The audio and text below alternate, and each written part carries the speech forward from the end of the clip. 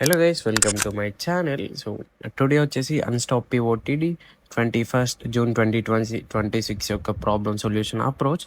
ఈ problem solution approach అనేది complete C++లో సాల్వ్ చేయడం జరిగింది. అండ్ మీకు ఈ కోడ్ లింక్ అనేది డిస్క్రిప్షన్లో ఆర్ ఎల్స్ పిన్నెడ్ కామెంట్ సెక్షన్లో ప్రొవైడ్ చేస్తాను. You can copy and paste it from there. Problem దగ్గరికి వస్తే ఈ రోజు ప్రాబ్లం కొంచెం medium problem, test cases solve చేయడానికి కొంచెం టైం టేకింగ్. ఇంకా చాలా మందికి అన్‌స్టాప్ పిఓటిడి అంటే ఏంటో తెలీదు.